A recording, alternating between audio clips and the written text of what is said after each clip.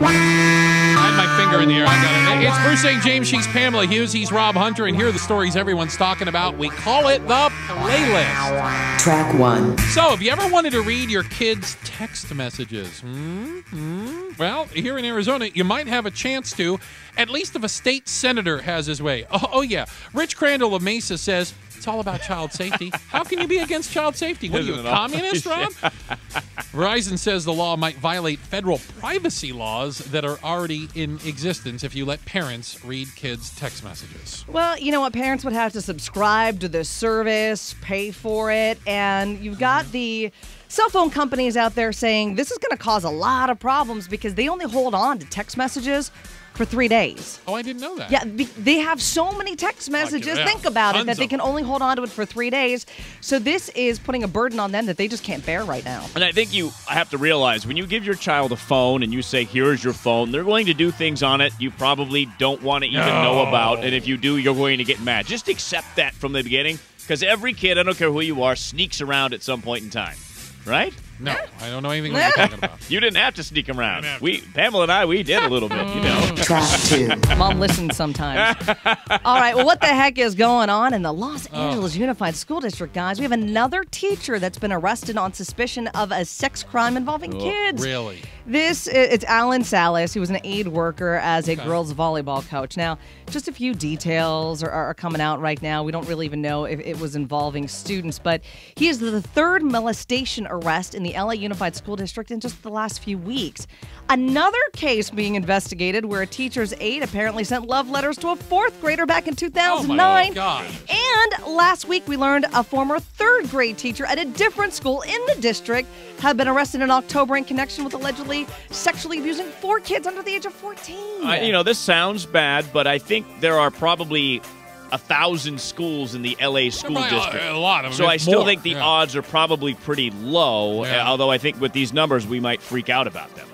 I wonder how much of this is when you start looking and start, looking under rocks, you might find a lot of things you don't like. So one scandal starts and you start looking around and all of a sudden you're like, whoa, look at all this crap that we found. Let's hope it stops soon.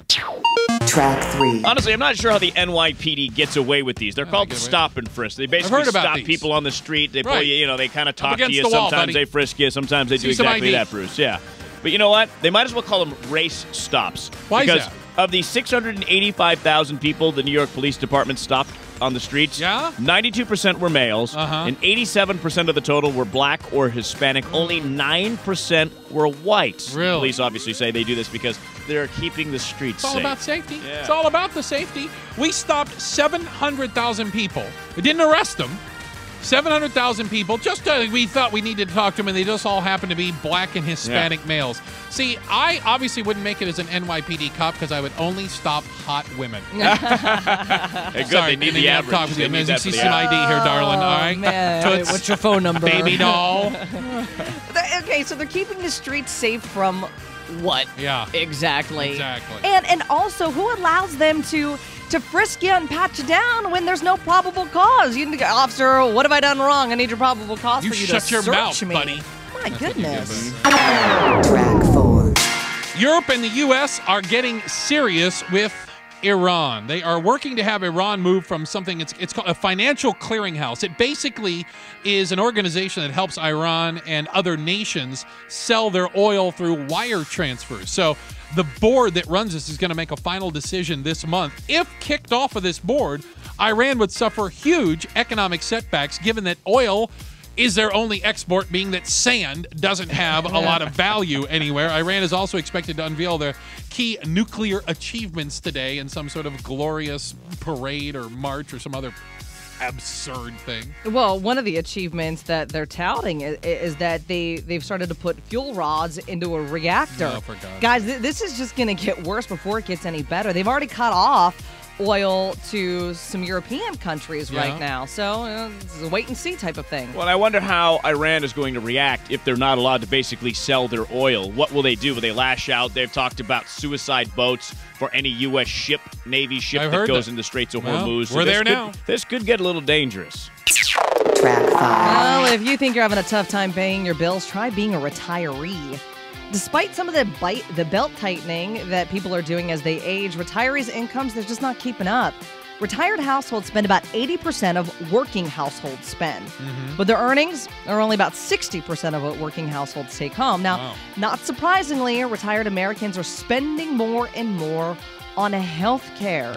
In fact, 13% of their income is spent on it compared to just 5% of people aged 45 to 54. Wow. You know, and it's always one of those things you always worry about as a retiree. My dad just retired, and that was one of the things he was thinking a lot about before he did. He said, how am I going to be able to keep up with the Joneses, with the average thing going on in this country? And I don't know that it's just retired. I think we probably all are facing that too. It seems like the cost of living is increasing, but our costs to keep up with it are just not. You know, as the old man of the sea around here, this is one of the reasons in these stories why I don't think I'll ever retire.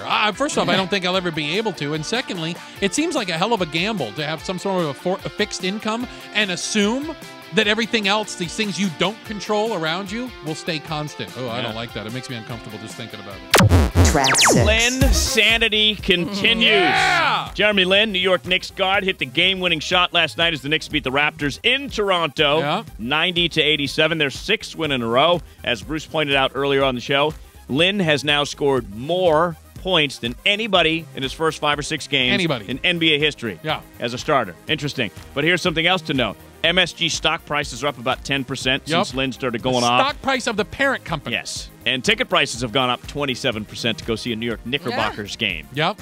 TV ratings up 70%. Lynn's sanity is just getting warmed up, and I finally figured out why Rob is not excited about it. Why is that? Hates Asians. I hate the Asians! Oh, yeah, I figured it out. Yeah, you're doesn't even like Chinese food. Doesn't like noodles. Well, you know what? You were talking about everything that's up. I think the creative headlines that newspapers are putting out are up as well. We've got All In.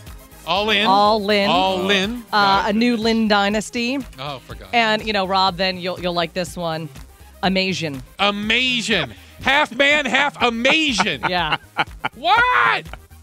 And this is one of the reasons why I'm sick of them already. Isn't that sad? That is the playlist. You're now caught up on the stories that people are talking about. 9:30, 10:30, and 11:30, we get together and run them down for you. It's called The Playlist.